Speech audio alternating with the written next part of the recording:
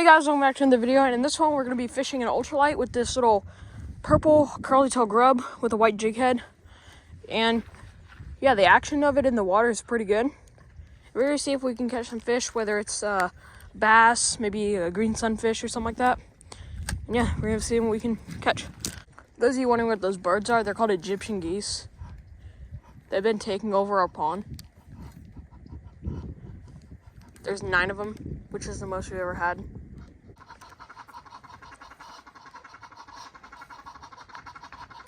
They're very loud.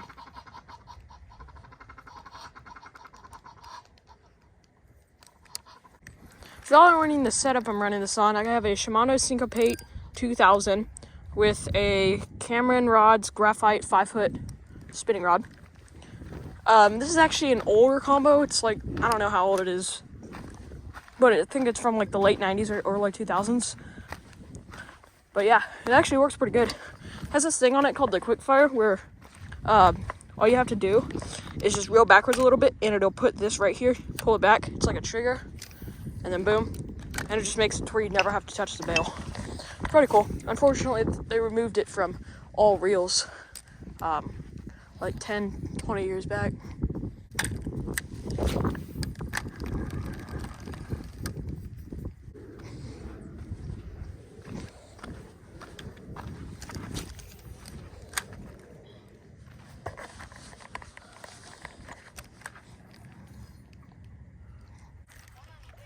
There we go. You're out now.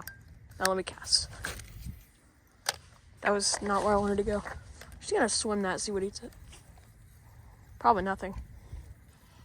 Oh, never mind. Holy crap! What the heck? I'm just gonna swim it, see what happens. Probably nothing. What? That might have been a gar, honestly. It's probably a bass. Yeah. It's probably a bass.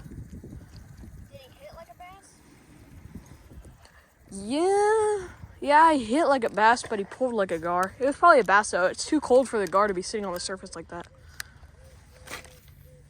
That was insanely unexpected.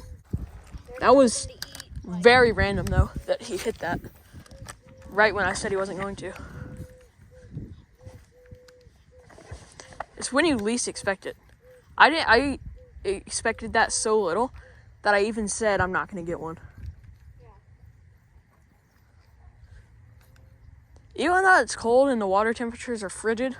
Oh, I have one. Really? Yeah.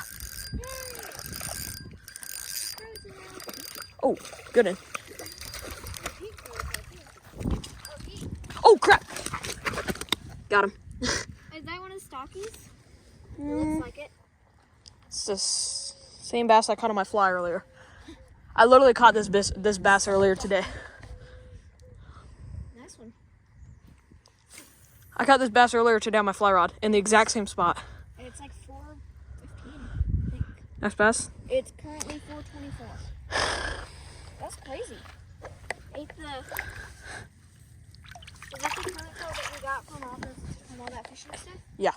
Hey, so your first bass is that ponytail? Yeah, by the way, just so y'all know, in the wintertime, pink is a very good color.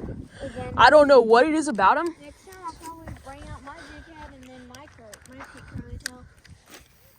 I mean, I'm wearing a pink sweater. 11 minutes in, hooked the bass, and then I caught one. I'm wearing a pink sweater. Kind of feel bad because I literally just caught, I caught that bass probably 2 hours ago. What time is it? It's like 4 o'clock. I caught that bass 3 hours ago. And I just caught him again. I kind of feel bad for him. I knew it was the same one because that guy fought I knew it was the same one because he fought just like he did on the fly.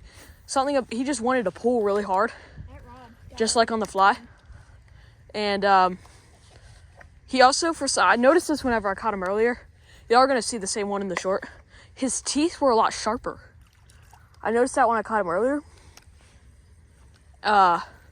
And I just looked for that hook mark right there. That was the easiest identification. On the pink curly tail. Told you downsizing is always good. Plus, something about the color pink when it's cold outside. They love it. I also have some pink robo worms. And I'm going to be using those throughout the winter on drop shots. I'm not the best at fishing drop shots. I've never caught a fish on a drop shot. I've probably fished drop shots less than 10 times. Are they only meant for drop shots? No, you can use them for other things. Like on a shaky head, I bet they'd be really effective. I've never fished a shaky head in my life because I don't have a shaky head jig. I've fished drop shots less than 10 times. I've never caught a fish on him. If y'all heard, like right in the fight, he pulled some drag too. Which, honestly, pulling drag on a fish is not that big of a deal to me because I've caught big alligator gar and I fish saltwater. But something about a bass pulling drag just gives you good feelings. Yeah. Like it gives you the feeling like, oh, you might get a little bit bigger. Because when people bass fish, they like lock down 20 pounds of drag on them. So they can't. And they fish the heaviest action rods and they gave the bass no chance. But fishing an ultralight, I've only got like 5 pounds of drag on this right now. Catching the fish. Maybe even less than that. Catching my first fish in December. Oh, I got one. Oh, that might have been grass. Catching my first fish on December on this, it's really fun. I broke my PB black drum on Saturday. So did Jade, the day of the Giants. Catching a lot of big fish in restaurants. For those of you that don't know, those actually weren't, for considering how big black drum get, those weren't very big. Mine was like 4 pounds. The world record black drum is 114 pounds. Imagine the fight. They fight more when they're like that big. And the big ones are about as common. The big ones are insanely common. Like, for that bayou, honestly, you'd have a higher chance of catching a black drum over 20 pounds than you do a redfish over 20 pounds. Because big black drum like that the reason they have such a good population is because people don't know they're actually good eating. So a lot of times people don't keep them. But they do get really big and old. And the reason there's so many of them is because once they get that big, people don't keep them because, like I said, they can be wormy. Like I said in my last video. But they also do get insanely old. A 40-pound black drum is about 40 years old. The swarm of geese is coming.